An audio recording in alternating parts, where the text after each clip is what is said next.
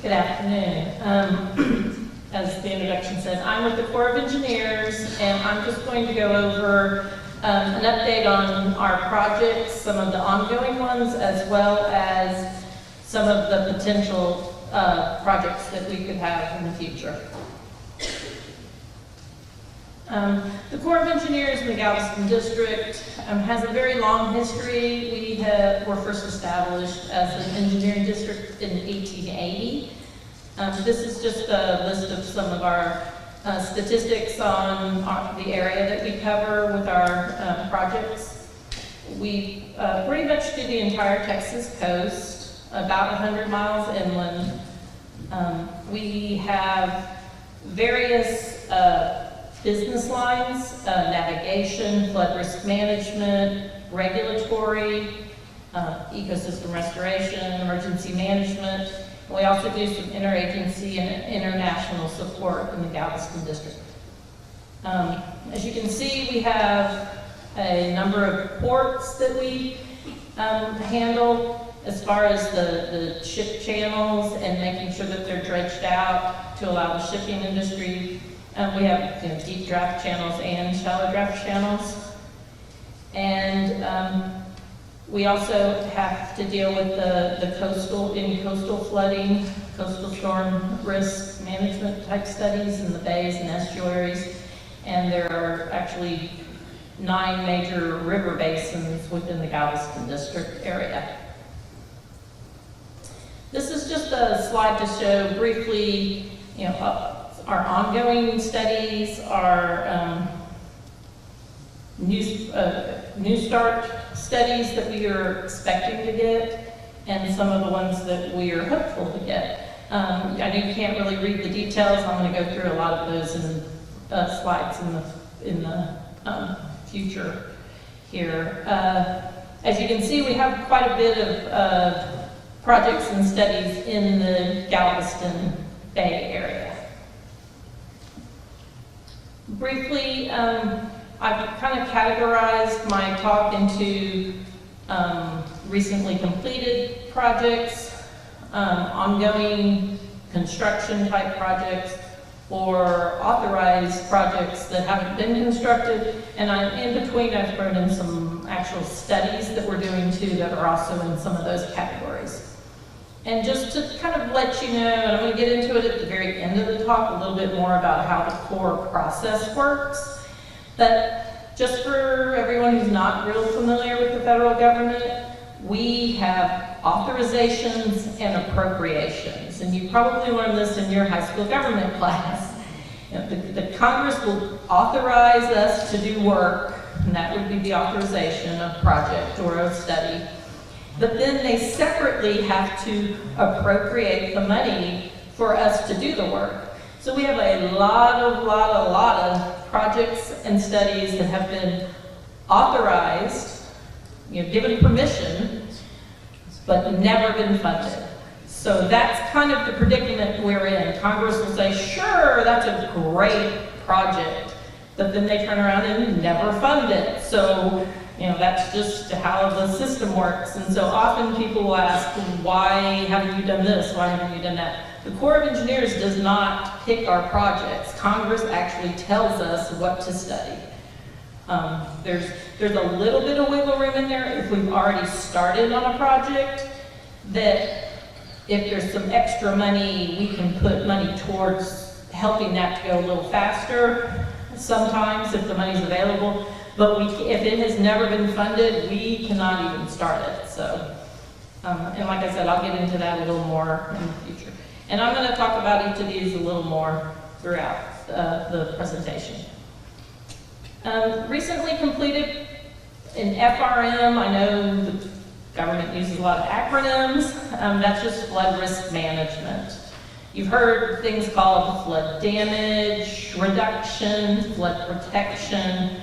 We've definitely gotten away from that because you cannot guarantee that there's not going to be flooding. It's just you're buying down the risk of it happening. And so that's why we call it flood risk management.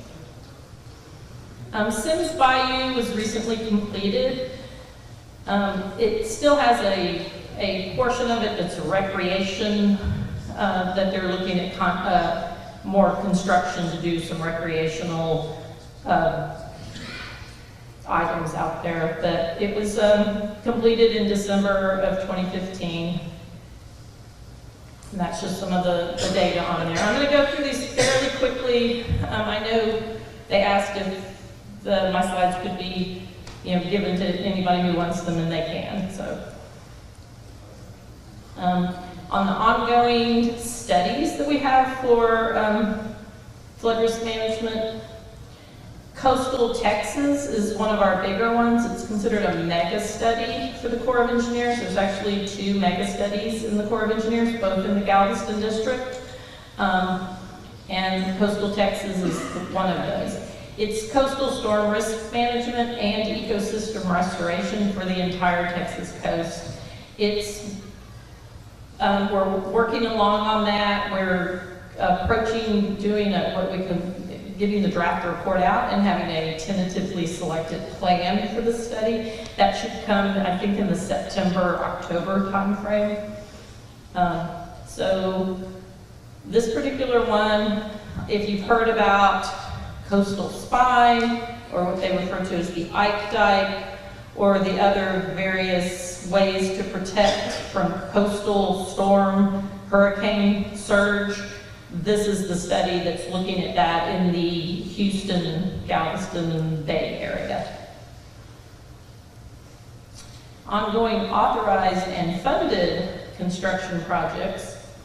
As Dr. Bedian had mentioned, Raised Bayou is one. This one is a little bit different in that it is ongoing construction. It's considered a Corps of Engineers project. But Harris County Flood Control District is actually performing the work through their contracts and getting reimbursed by the federal government. They got special approval from Congress to do such a thing. So as we reimburse them for past work, they're continuing with the construction to keep it moving. So it has been moving along pretty well, and we have been actually, reimbursing them on a fairly regular basis. Yes, it did improve some of the area of Braze, but there is more that could be done. However, this is just for the authorized project that has already been studied and looked at to improve the Raised Bayou. Greens Bayou is another one that is under construction right now for with the Corps of Engineers as the primary group that is overseeing that construction. It's anticipated to be completed in March of 2020. It began in 2015. And so that is another of our projects that are ongoing. And we always have to have a sponsor, a non-federal sponsor, to help with the cost sharing, and in this case, it's Harris County Flood Control District also. Addicks and Barker Reservoir Dam Safety Modification Phase 1 is the ongoing work at the Addicks and Barker dams with the outlet structures. In this one in particular, there was a dam safety action classification given to the Addicks and Barker Dam as a DSAC 1, which is the most elevated of classifications, mostly because if there was a failure of the dam, the consequences would be so high for the downstream area.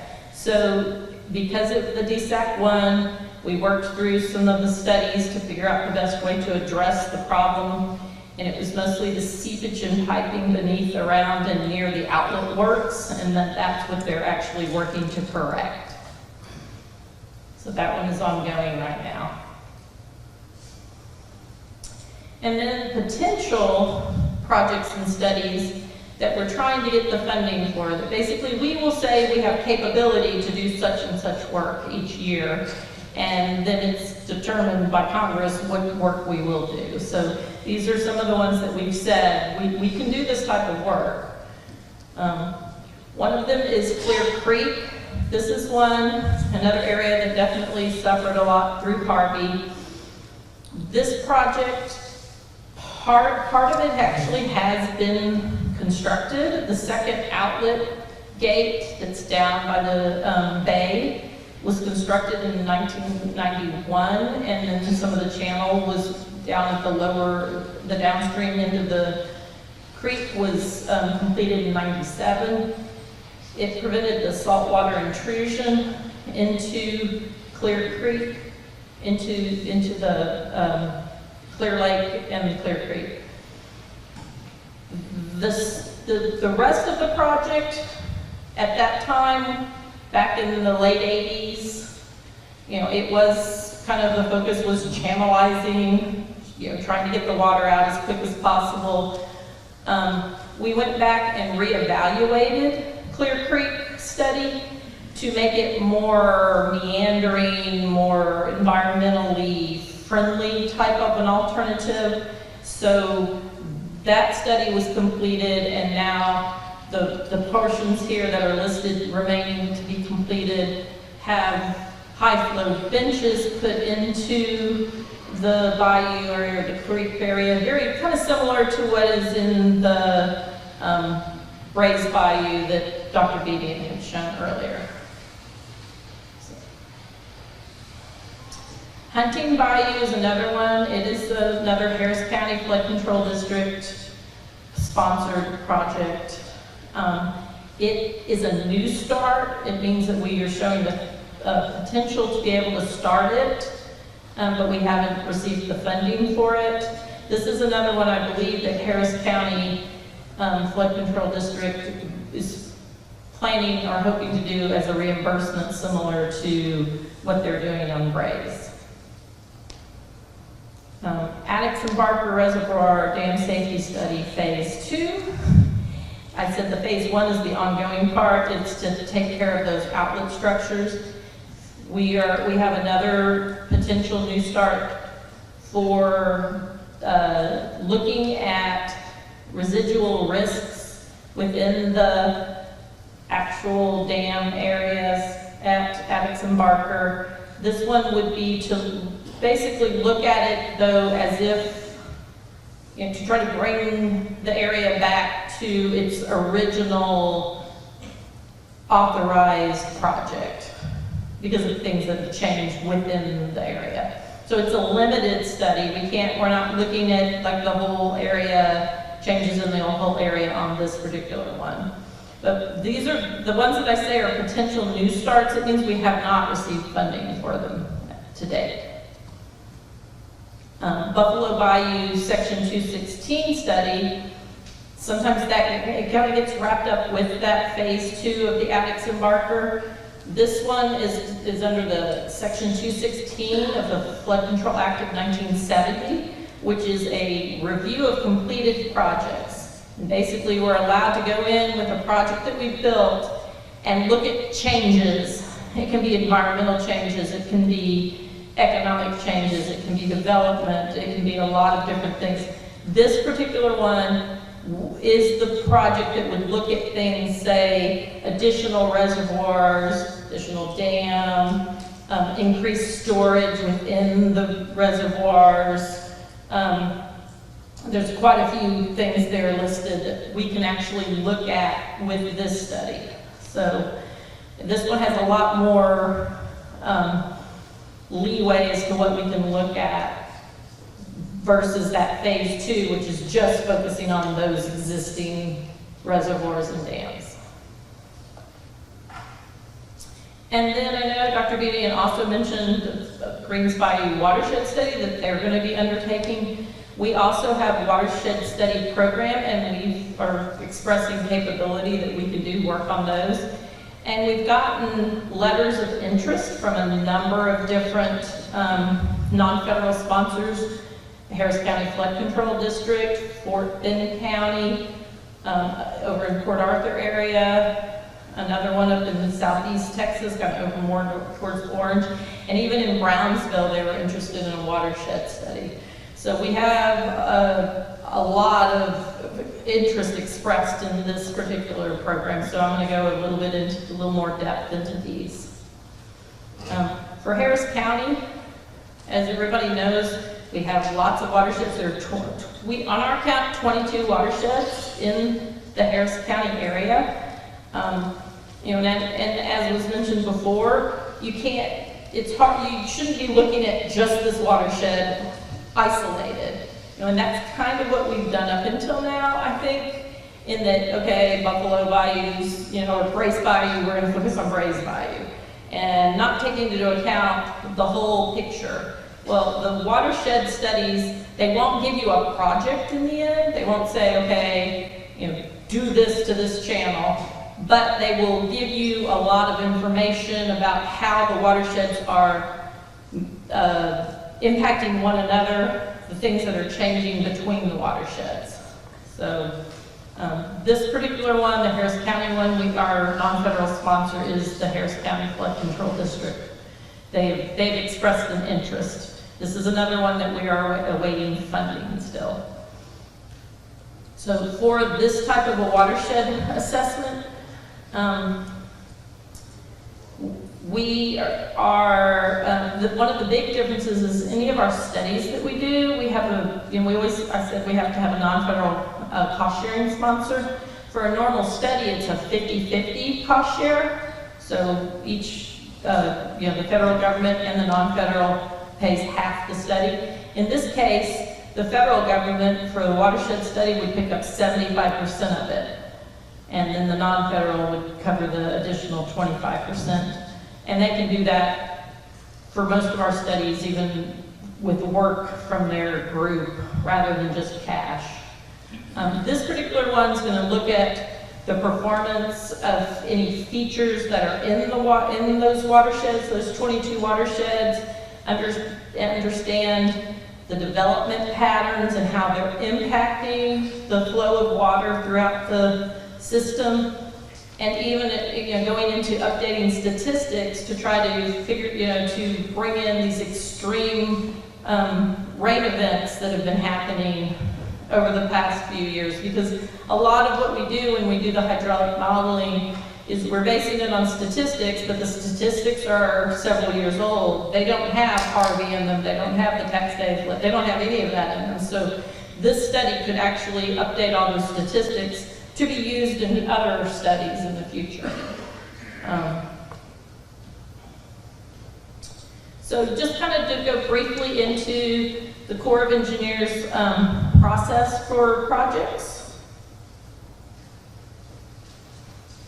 This is kind of just a very simplified flow chart to show you all the steps that it's needed from Congress and from our local sponsor to get any study done. As you can see, we can start out with a study, and in that study phase, we're looking at the alternatives, we're looking at the environmental impacts through the NEPA compliance, and we're trying to identify the best alternative to fix a problem or address a problem or opportunity. Then once that study is completed, we can move into the design phase where you actually do the engineering and design the features of that project. And then the build is obviously the construction, and then the maintain is to continue through the life of the project. Normally our cost sharing sponsors have to take over the operation and maintenance of our projects. So whoever's signed on to do that, I mean, it is a long term. They're going to continue to maintain that project. And as I said earlier, we get funding from Congress through our appropriations. We get those on an annual basis, normally October through September. You always hear, oh, the government didn't get their funding, they're going to shut down. That happens pretty regularly now, but under normal circumstances, we're supposed to get our funding in October. And as you can see, we get different stages. You'll come after the study and into the design. We have to get authorization to build a project. So we get authorization to study it and then authorization to build it. We have to get a separate authorization for building it. And the funding has to come in at all the stages every single fiscal year. This is just kind of shows you the different tasks that we do in any of our feasibility studies. You know, we have the engineering side of the house where you're running the modeling, you're looking at the geotech to see if whatever it is you want to do is you're able to do with that soil type. Working through basically developing enough information to have a decent cost and figuring out the real estate requirements and the cost of purchasing real estate for whatever it is you're doing. And then economics, we look at the, any damage, basically you're looking at trying to see what damages you could save from happening is kind of the economics, and they work up a benefit to cost ratio. And we do take into account social impacts such as life and health impacts to our studies. And then we have the environmental portion, which addresses the different parts, impacts to the environment, habitat, fish and wildlife, cultural resources, threatened and endangered species, those sort of things. So one of our studies is fairly complicated. All this has to come into, be pulled together into one document to come up with an alternative that would be the best alternative. I mentioned earlier the Addicks and Barker Phase 2, the Buffalo Bayou Section 216, and then that Metro Houston Watershed Study. This is just showing that all of those they're in the same general area, or they kind of have a lot of overlap. So if we're funded for these, all three, then any data that we develop for one of these studies we would use for another one. There are some things that might be identified in the Phase 2 Addicks and Barker study that is outside of that original authorization for Addicks and Barker dams and reservoir. So that would be pushed down into the Buffalo Bayou study and addressed there, anything that's identified that can't really be done in Addicks and Barker.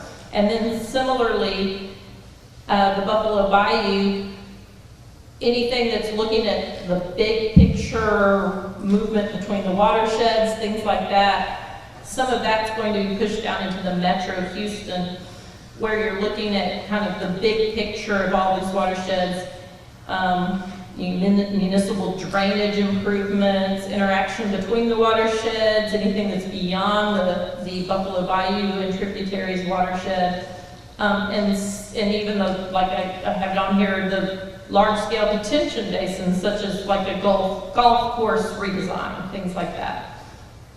That would probably be more into that Metro Houston, unless it fell directly into Buffalo Bayou watershed. So just kind of shows how these studies would all interact.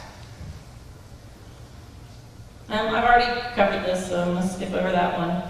And one of my last points is, you may have heard of the Bipartisan Budget Act of 2018. It was signed, I believe, on February 9th. It basically is giving a lot of money to someone, somewhere.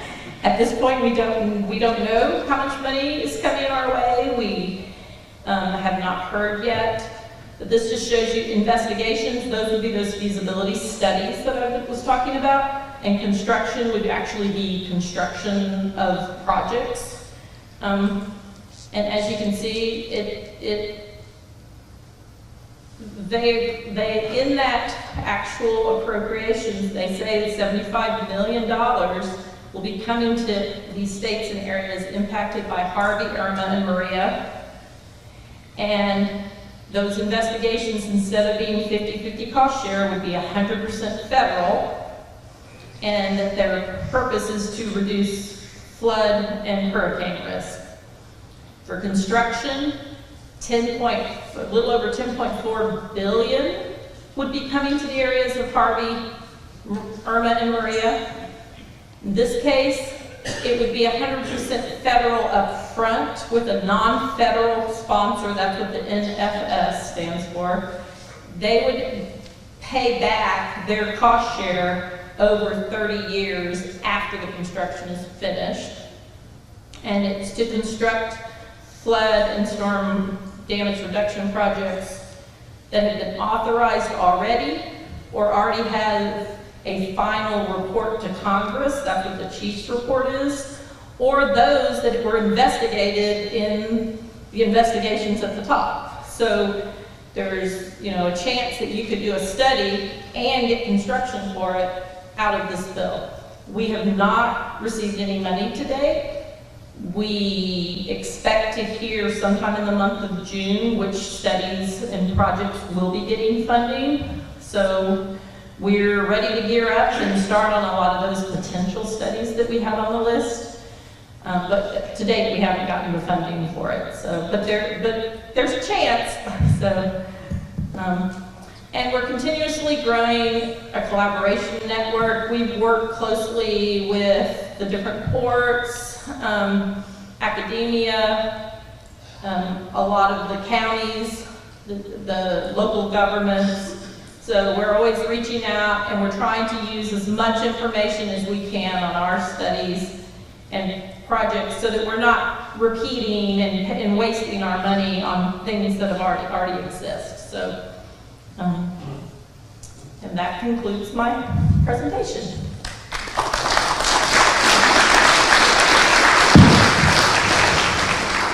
And I think I have like 30 seconds for a question. Yes, sir. You folks are about to start a dredging project on the west fork of the San Jacinto in the next week or two. Do you have any plans to do any additional dredging beyond the initial project? That particular project is being done at the request of FEMA, and the Corps of Engineers is providing the help in getting the construction done, but it's not really a Corps project, it's a FEMA project, but they come to the Corps for it. And as of right now, I have not heard of any additional requests by FEMA for additional projects.